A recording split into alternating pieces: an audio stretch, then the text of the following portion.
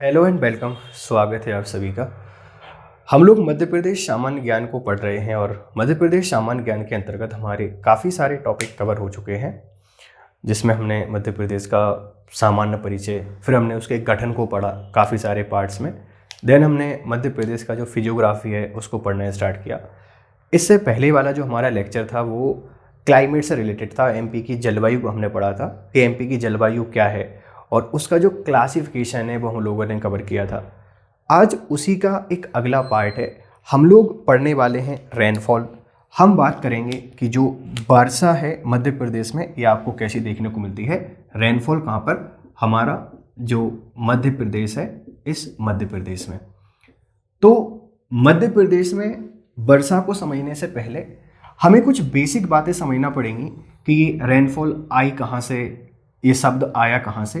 तो बेटा जब भी अपन रेनफॉल की बात करते हैं, अपन यहाँ पर बात करते हैं किसके बारे में, जो मानसून है इस मानसून के बारे में। मानसून काल आप लोग जानते हैं। और मानसून आपके पास कहाँ से आया बेटा, एक शब्द है अरबी भाषा। अरबी भाषा की अपन यहाँ पर बातचीत करते हैं। इस अरबी भाषा का एक शब्द है मौसिन। ये अरबी भाषा का एक शब्द है मौसिन। सर अरबी का क्यों है?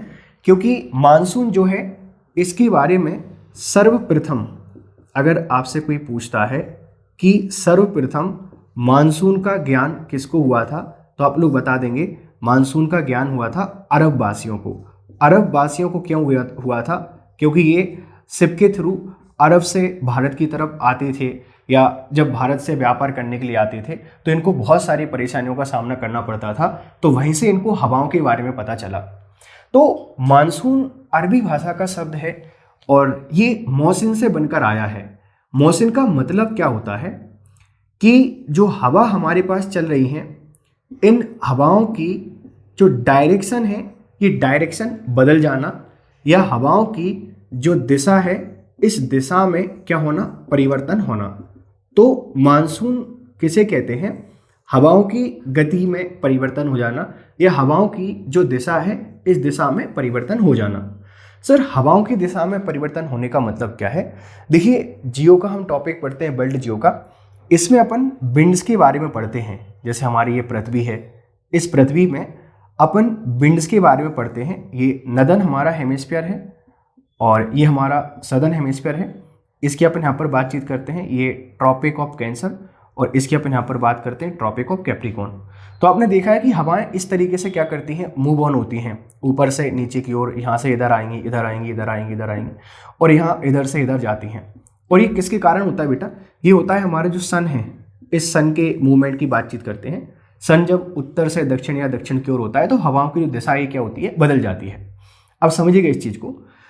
जनरली हमारे पास जो मानसून है ये आता है बेटा कब? जून की अपन यहाँ पर बातचीत करते हैं और जुलाई की बातचीत करते हैं। जून जुलाई की कहानी क्या है कि आपके पास जो उत्तर भारत है, जो उत्तरी गोलार्ध आपके पास है, इस पूरे उत्तरी गोलार्ध में बहुत टेम्परेचर रहता है। टेम्परेचर क्या होता है बेटा? बहुत ज़्यादा हो जाता है। और टेम्परेचर बहुत ज़्यादा होने के कारण यहाँ पर हमें लो प्रेशर देखने को मिलता है। अगर इधर लो प्रेशर है तो इधर क्या रहेगा? हाई प्रेशर रहेगा। तो विंड क्या होती है? दक्षिण से उत्तर की तरफ जाती हैं, दक्षिण से उत्तर की तरफ जाती हैं। अभी पवनें यहाँ से जाएंगी। मान लीजिए ये आपके पास क्या है, सदर्न हेमिस्फीयर है हमारा ये, और ये नदर्न हेमिस्फीयर है। यहाँ से विंड जब जाती हैं इधर पहुँचती है नदर्न हेमिस्फीयर में। यहाँ बहुत ज़्यादा गर्मी है। गर्मी है तो पवनें आपके पास क्या होंगी? गर्म होंगी। और गर्म होने के बाद पवन कैसी होती है? हल्की होती है। और हल्की होने के बाद क्या करती है? ये ऊपर उठती है। और जब ऊपर उठती है तो अपने साथ नमी लेकर जाती है। और एक निश्चित ऊंचाई के बाद जब ये नमी को इसकी धारण करने की क्षमता कम हो जाती है, खत्म हो जाती है, फिर ये क्या करती है? कंडेंस्ड हो जाती है या संघनित हो जाती है। और संघनित होने के बाद ये जो नमी लेके गई थी इसको बूंदों के रूप में क्या कर देती है? बारिश वापस पहुंचा देती है। और इसी को अपन क्या कहते हैं? वर्षा कहते हैं। बेटा ये छोटा सा मैकेनिज्म मैंने आपको समझाने की कोशिश की है। हम इसको वर्ल्ड जियो में पूरा डिटेल में देखेंगे। तो मानसून क्या है बेटा? अरबी भाषा का एक शब्द है मौसिन, इससे आया है। इसका मतलब क्या होता है कि जो हवाओं की दिशा है इसमें परिवर्तन हो जाना, ये एक साथ पूरी बदल जाती है। और इसके कारण सूर्य जो मूवमेंट होता है उससे उत्तरी गोलार्ध में बहुत ज़्यादा लो प्रेशर देखने को मिलेगा, दक्षिण में हाई प्रेशर रहेगा। यहाँ से विंड उत्तर की तरफ जाती हैं, ऊपर जाके गर्म होंगी, गर्म होने के बाद ऊपर उठेंगी, नमी लेके जाएंगी, बारिश कराएंगी। तो ये छोटा सा कॉन्सेप्ट आपको याद रखना है, किसका? बारिश का। अभी ज़्यादा डिटेल में नहीं पढ़ा है, जब अपन वर्ल्ड जियो की बातचीत करेंगे या इंडियन जियो की बातचीत करेंगे तब इसको क्या करेंगे, अच्छे तरीके से समझेंगे। अब थोड़ा सा अपन भारत के बारे में और समझते हैं कि भारत के साथ कहानी क्या है। देखिए अपन ने इसके बारे में समझ तो लिया है। वर्षा, बेटा वर्षा के बारे में थोड़ा समझ लीजिए। वर्षा हमारी कई प्रकार से होती है। अगर आपसे कोई रेनफॉल के बारे में पूछना चाहता है तो बेटा वर्षा कई तरीके से होती है। जैसे आपने जो पर्वतीय वर्षा है, ठीक है, पर्वतीय वर्षा की अपन यहाँ पर बातचीत करते हैं। पर्वतीय वर्षा के अलावा आपने यहाँ पर जो संवहनीय वर्षा है, इस संवहनीय वर्षा के बारे में भी पढ़ा होगा। और इसके साथ में एक हम लोग यहाँ पर पढ़ते हैं कौन सा, कि जो चक्रवातीय वर्षा है, ये चक्रवातीय वर्षा के बारे में पढ़ते हैं। हमारे मध्य प्रदेश में इससे ज़्यादा वर्षा होती है। पूरी जो आपके पास रेनफॉल है ये पर्वतीय वर्षा है। ये कैसे होती है कैसे नहीं होती है, सारे जियो के टॉपिक्स हैं, इनको जियो में पढ़ेंगे, आपको परेशान नहीं होना है। तो एमपी में जो वर्षा होती है ये पर्वतीय वर्षा होती है, आपको याद रखना है। ये हमारे पास क्या है, पर्वतीय वर्षा है। ओरोग्राफिक रेनफॉल की अपन बातचीत करते हैं। और मानसून आपके पास जो समय होता है, इस मानसून काल में ही हमारे एमपी में लगभग 90% के आसपास जो बारिश हो जाती है। और मानसून काल का मतलब क्या है बेटा, मानसून काल को भी अपन 3 पार्ट में डिवाइड करते हैं। 3 पार्ट का मतलब आपके पास क्या है, एक हमारा माना जाता है प्री मानसून काल। अब फिर उसका टॉपिक है जियो का। आप बोलोगे सर डिटेल में नहीं पढ़ा रहे, बेटा इंडियन जियो में पढ़ेंगे। मानसून को अपन कुछ पार्ट में डिवाइड करते हैं। एक प्री मानसून काल का समय आता है, एक अपन यहाँ पर बातचीत करते हैं हमारे पास जो दक्षिण पश्चिम मानसून है। और इस दक्षिण पश्चिम मानसून को ही हम मानसून काल के नाम से जानते हैं। और इसी को हम लोग जानते हैं किसके नाम से, मानसून सीजन के नाम से। तो यहाँ से जो बारिश होती है ये बेसिकली आपको जून से लेके सितंबर के बीच में देखने को मिलती है। जून से सितंबर। प्री मानसून कब आता है बेटा, ये आपको देखने को मिलेगा मई के बीच में, है ना। मई में जो बारिश होती है आप इसे प्री मानसून कहते हैं। दक्षिण पश्चिम मानसून जून से सितंबर के बीच में आता है, अपन यहाँ पर बातचीत करते हैं। और इसके बाद अपन यहाँ पर बात करते हैं कि लौटता हुआ मानसून, है ना। इसे अपन बोलते हैं किसके नाम से, कि जो लौटता हुआ मानसून है, इसके बारे में क्या करेंगे, बातचीत करेंगे। और एक अपन यहाँ पर बात करते हैं जो उत्तर पूर्वी आपके पास मानसून है, इस उत्तर पूर्वी मानसून की क्या करते हैं, बातचीत करते हैं। सारी चीज़ें इंडियन जियो में देखेंगे। अभी आप लोग बस समझ लीजिए कि मानसून कितने प्रकार से आता है। प्री मानसून मई के आसपास की बात कर रहे हैं। दक्षिण पश्चिम मानसून बेटा ये हमारा जून से लेके सितंबर के बीच में जो बारिश होती है इसे मानसून काल बोला जाता है। मध्य प्रदेश में जितनी भी वर्षा होती है सारी इसमें होती है। देखिए लौटते हुए मानसून से हमारे पास वर्षा नहीं होती है, उत्तर पूर्वी मानसून से हमारे पास वर्षा नहीं होती है। सर्दियों में चक्रवात के कारण थोड़ी सी बारिश होती है। और ये भी होती है किसके कारण, साइक्लोन के कारण। तो इसे बोला जाता है मावठ। इसे बोला जाता है क्या, मावठ। आप इसको क्या करेंगे, थोड़ा सा याद रखेंगे। अब बहुत सारी चीज़ें आपके मन में कन्फ्यूजन हो गई। अपन इन कन्फ्यूजन को क्या करते हैं, दूर करते हैं। और एमपी में जो रेनफॉल है इस रेनफॉल को क्या करते हैं, पढ़ना स्टार्ट करते हैं। पहले इसकी फैक्चुअल क्वेश्चन, और फैक्चुअल क्वेश्चन के बाद फिर अपन क्या करेंगे, इसका डिटेल्ड एनालिसिस देखेंगे। चलिए देखो, अगर मध्य प्रदेश में मैं बारिश के बारे में आपसे यहाँ पर बातचीत करूँ तो आपको याद रखना है कि ये जो एवरेज रेनफॉल है, हमारा जो एमपी है इसके एवरेज रेनफॉल की आपसे कोई बात करता है तो आप लोग बता देंगे। ये हमें देखने को मिलती है 112 सेंटीमीटर। हमारा जो एमपी है इसमें आपको 112 सेंटीमीटर एवरेज रेनफॉल देखने को मिलेगी। और इसके अगर पश्चिमी भाग की आपसे कोई बात करता है कि एमपी का जो पश्चिमी भाग है, इस पश्चिमी भाग में कितनी आपको एवरेज रेनफॉल देखने को मिलती है, तो ये 75 सेंटीमीटर देखने को मिलेगी। और अगर मैं आपसे यहाँ पर बातचीत करूँ जो पूर्वी भाग है, इस पूर्वी भाग की जो एवरेज आपके पास रेनफॉल है ये हमें 125 से लेकर 140 सेंटीमीटर के बीच में देखने को मिलती है। एक बात और याद रखना, जो 75 सेंटीमीटर आपके पास सम वर्षा रेखा है ये मध्य प्रदेश को 2 भागों में डिवाइड करती है। जबलपुर सीधी सिंगरौली से गुजरती है। जबलपुर की मैं आपसे यहाँ पर बातचीत करूँ, जबलपुर या सीधी या फिर अपन यहाँ पर बात करते हैं किसके बारे में, सिवनी, इनसे ही गुजरती है। तो देखिए एमपी का जो एवरेज रेनफॉल है 112 सेंटीमीटर है। पश्चिमी जो भाग है मध्य प्रदेश का, यहाँ पर कितनी बारिश होती है, यहाँ होती है 75% के आसपास। बेसिकली आप ऐसा लिख सकते हैं कि 65 से लेकर 75 सेंटीमीटर एवरेज बारिश होती है। पूर्वी भाग में कितनी बारिश होती है, ये 125 से लेकर 140 सेंटीमीटर एवरेज बारिश है। 2 पॉइंट और याद रख लीजिए, एमपी में सर्वाधिक बारिश कहाँ पर होती है, एमपी में जो सर्वाधिक बारिश है बेटा ये होती है पचमढ़ी में, ये होती है पचमढ़ी में, और ये आपको देखने को मिलती है 199 सेंटीमीटर या 212 सेंटीमीटर, दोनों में से एक आएगा। तो ज़्यादा बारिश कहाँ पर होती है, पचमढ़ी में, और सबसे कम बारिश कहाँ पर होती है, सबसे कम अगर बारिश की बात करता हूँ ये होती है भिंड की बात करता हूँ, तो यहाँ पर होती है मात्र 55 सेंटीमीटर की रेनफॉल। देखिए ये प्रीलिम्स के क्वेश्चन हैं, प्रीलिम्स के वो क्वेश्चन हैं जो आपसे पूछे जाएंगे पीटी में। क्या एमपी की एवरेज रेनफॉल क्या है, 112 सेंटीमीटर। अगर पश्चिमी भाग की बात करें यहाँ कितनी बारिश होती है, तो 65 से लेकर 75 सेंटीमीटर के बीच में एवरेज रेनफॉल होती है। पूर्वी भाग में क्या एवरेज रेनफॉल होती है, 125 से लेकर 140 सेंटीमीटर, 140 सेंटीमीटर। मध्य प्रदेश को 2 भागों में बांटने वाली वर्षा रेखा को किस नाम के जानते हैं, 75 सेंटीमीटर सम वर्षा लाइन एमपी को 2 पार्ट में डिवाइड करती है। ये कहाँ से गुजरती है, आप जबलपुर, सिवनी और सीधी जिले, ये 2 पार्ट में डिवाइड कर रहे हैं, पूर्वी मध्य प्रदेश और पश्चिमी मध्य प्रदेश। इतना आप सबको याद हो गया है। ये प्रीलिम्स में आने वाले फैक्चुअल क्वेश्चन है। अब अपन थोड़ा सा और आगे बढ़ते हैं और समझते हैं वर्षा की नेचर को।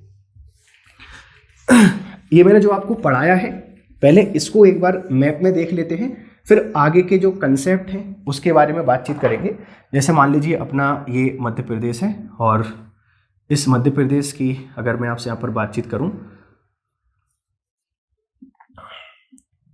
तो देखिए एवरेज रेनफॉल आप लोग इस तरीके से लिख देंगे कि हमारे पास जो एवरेज रेनफॉल है ये है 112 सेंटीमीटर, यहाँ लिख दीजिए आप। पश्चिमी जो आपके पास भाग है यहाँ पर लिख दीजिए भैया 75 सेंटीमीटर एवरेज रेनफॉल होती है, और इधर लिख दीजिए पूर्वी भाग की। जब भी अपन यहाँ पर बात करते हैं आपको देखने को मिलेगा 125 से लेकर 140 सेंटीमीटर के बीच में, ठीक है। ये वाला आपके पास जो जगह है ये भिंड की अपन यहाँ पर बात करते हैं। भिंड में गोहद, इस गोहद में सबसे कम 55 सेंटीमीटर बारिश होती है पूरे मध्य प्रदेश में। आप यहाँ पर ये जो पचमढ़ी है, इस पचमढ़ी में लिख दीजिए 199 या 212 सेंटीमीटर, और ये है बेटा पचमढ़ी।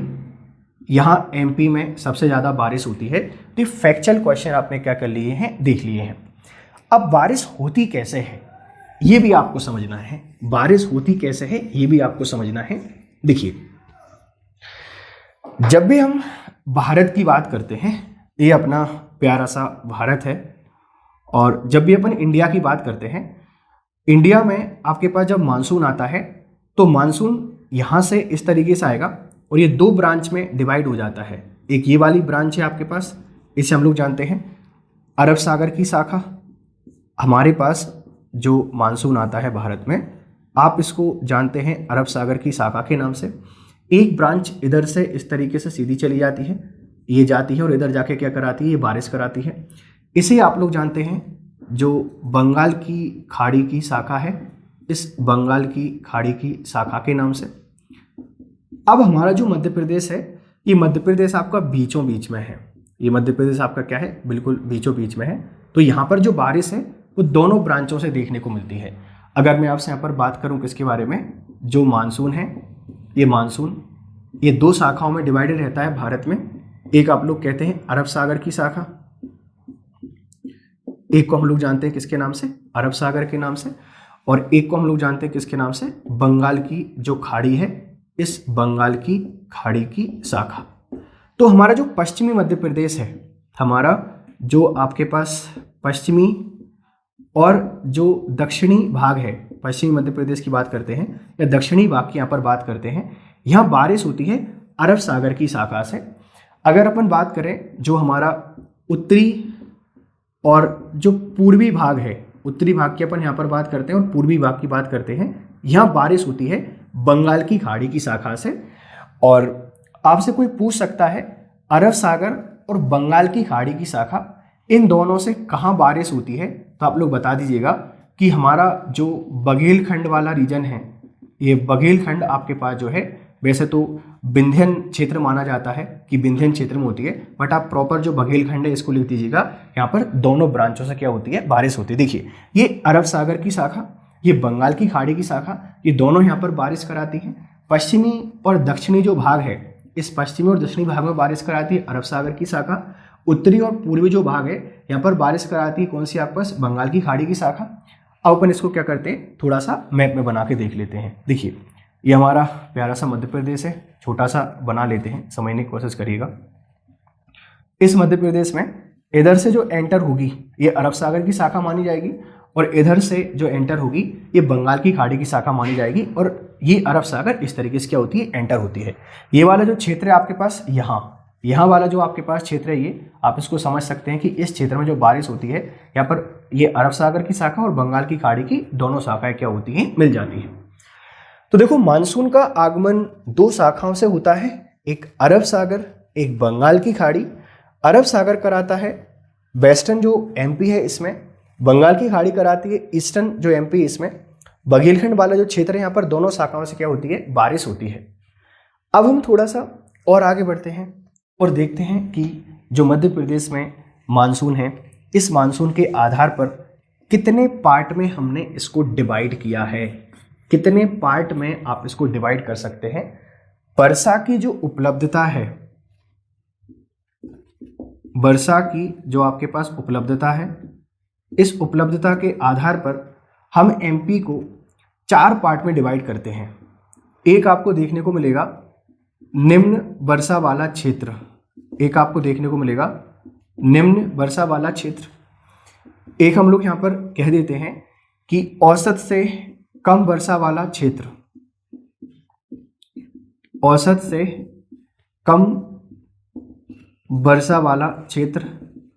एक हम लोग बात करते हैं जो औसत वर्षा वाला क्षेत्र होता है, इस औसत वर्षा वाले क्षेत्र की यहाँ पर बातचीत करते हैं। और एक आपको देखने को मिलेगा औसत से अधिक वर्षा वाला क्षेत्र, औसत से अधिक वर्षा वाला क्षेत्र।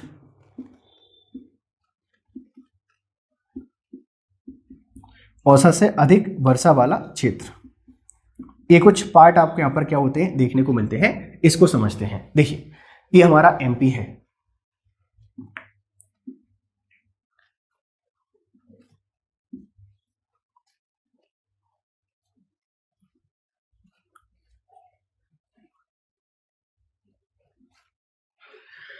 देखो अगर अपन ये जो पोर्शन है आपके पास, इस पोर्शन के बारे में बातचीत करें, हमारा जो पूरा वेस्टर्न वाला पोर्शन है, ये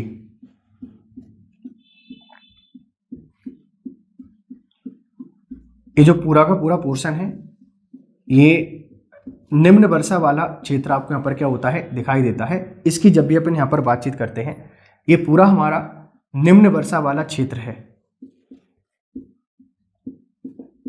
ये निम्न वर्षा का आपके पास क्षेत्र है। अगर मैं इस वाले रीजन की यहाँ पर बातचीत करता हूँ, ये हमारा जो रीजन है इसकी अपन बातचीत करते हैं, तो ये आपको इस तरीके से देखने को मिल जाएगा।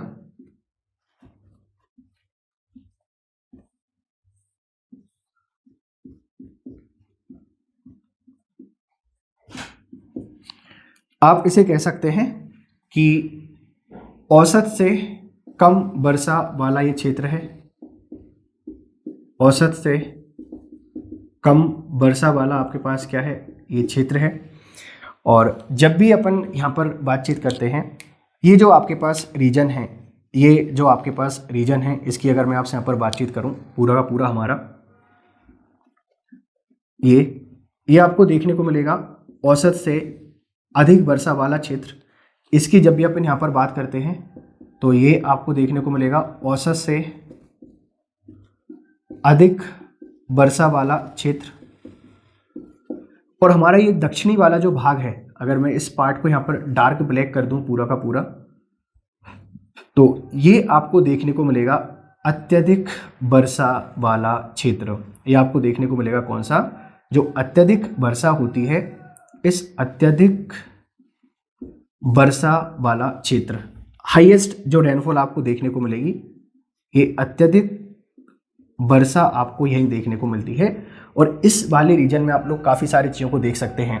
जैसे पचमढ़ी को अगर मैं लिखूं तो ये 212 सेंटीमीटर लिख लीजिए। अगर अपन यहाँ पर जो सीधी है, इस सीधी के बारे में यहाँ पर बातचीत करें तो आप लोग लिख सकते हैं कि 162 सेंटीमीटर के आसपास बारिश होती है। बालाघाट की अपन यहाँ पर बातचीत करें तो इस बालाघाट में 165 सेंटीमीटर के आसपास बारिश होती है। तो दक्षिण वाला जो आपके पास भाग है ये औसत से अत्यधिक वर्षा वाला क्षेत्र है। यहाँ पर बहुत ज़्यादा बारिश आपको देखने को मिलती है। देखिए, आपको सुनने में थोड़ा सा अजीब लग रहा होगा, एक पार्ट हमारा ये है, दूसरा पार्ट हमारा ये है, तीसरा पार्ट हमारा ये है और चौथा पार्ट हमारा ये है। इन 4 पार्टों अपन क्या करते हैं, हमारे मध्य प्रदेश को डिवाइड करते हैं। निम्न वर्षा वाले क्षेत्र की आपसे अगर कोई बातचीत करता है तो पूरा जो आपके पास पश्चिम वाला भाग है, पश्चिमी भाग की अपन यहाँ पर क्या कर देते हैं, बातचीत कर देते हैं। औसत से कम वर्षा वाले क्षेत्र की यहाँ पर बातचीत करते हैं। तो जो उत्तर और पूर्व वाला क्षेत्र है, ये उत्तर वाला क्षेत्र और ये पूर्व वाला क्षेत्र आपके पास जो है ये आपको देखने को मिलेगा किसमें, औसत से कम वर्षा वाले में। जो औसत वर्षा वाला क्षेत्र है ये पूरा पूर्वी भाग है। ये आपके पास जो पूर्वी भाग है आप इसको औसत वर्षा वाला भाग कह सकते हैं। और औसत से अधिक वर्षा वाला या अत्यधिक वर्षा वाला हमारा जो दक्षिण पश्चिमी भाग है, आप इसको दक्षिण पश्चिमी भाग के नाम से जान सकते हैं।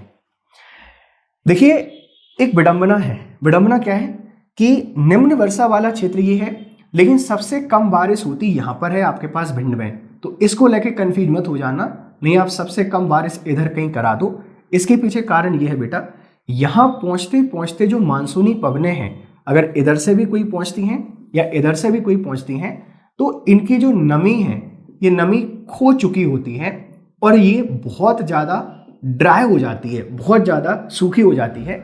इसके कारण इस रीजन में बारिश कम हो पाती है। तो आपको याद रखना है, वर्षा के आधार पर हम इसको 4 पार्ट में डिवाइड करते हैं। अब देखो, यहाँ से आप काफ़ी सारे क्वेश्चन निकाल सकते हैं।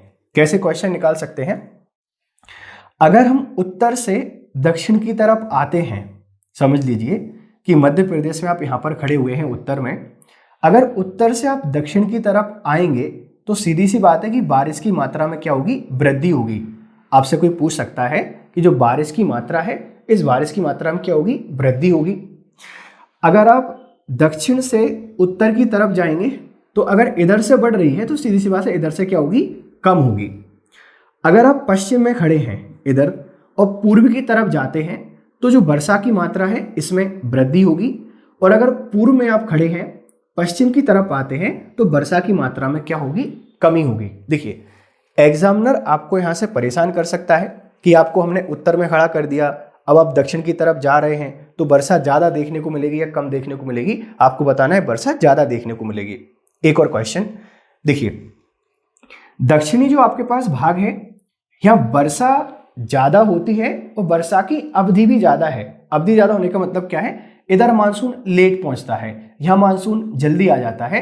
तो यहाँ बारिश कम होती है और कम समय तक होती है, यहाँ बारिश ज़्यादा होती है और ज़्यादा समय तक होती है। याद रखना आपको इस बात को। सर्दियों के मौसम की बात करते हैं। सर्दियों के मौसम में ये वाला जो आपके पास रीजन है, इस वाले रीजन में चक्रवातों के कारण, चक्रवात आते हैं, इनके कारण बारिश होती है और इसको बोला जाता है माहौट। माहौट या इसको बोला जाता है मावठ। तो आपसे पूछा जा सकता है कि चक्रवात के कारण सर्दियों में जो एमपी में बारिश होती है उसे किस नाम से जानते हैं, उसे हम लोग जानते हैं मावठ के नाम से।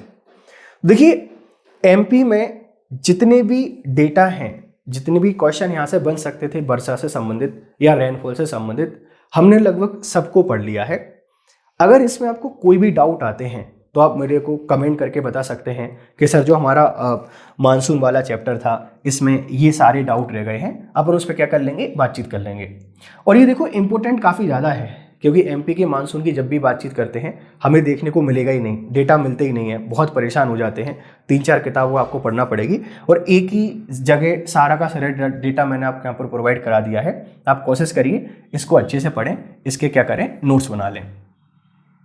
अब अगर अपन ने एमपी में जो बारिश पड़ी है, इस बारिश के साथ में थोड़ा सा अपन जो ऋतुएं हैं इन ऋतुओं के बारे में ही बातचीत कर लेते हैं, क्योंकि ऋतु फिर अलग से पढ़ेंगे तो एक अलग लेक्चर लगेगा, यहीं पर इसको भी क्या कर लेते हैं, कवर कर लेते हैं।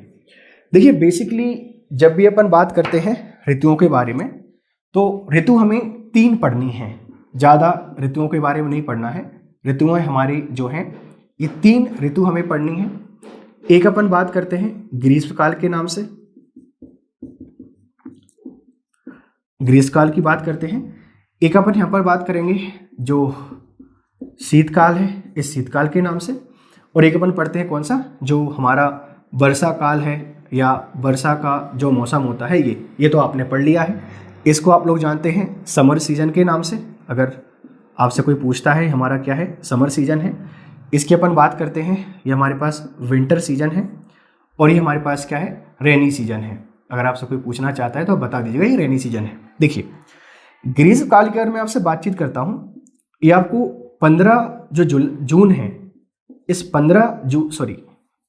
15 हमारे पास जो मार्च है, इस 15 मार्च से लेकर 15 जो जून है, इस 15 जून तक आपको देखने को मिलता है ग्रीष्मकाल। शीतकाल की जब भी अपन यहाँ पर बातचीत करते हैं तो ये आपको देखने को मिलेगा 15 हमारे पास जो नवंबर है, या 15 नवंबर से लेकर हमारे पास जो 15 मार्च का समय है यहाँ पर आपको देखने को मिलेगा। और वर्षा काल की जब भी अपन यहाँ पर बात करते हैं, ये आपको 15 जून से लेकर हमें देखने को मिलता है 15 सितंबर तक। सर ये बीच के 2 महीने कहाँ गए?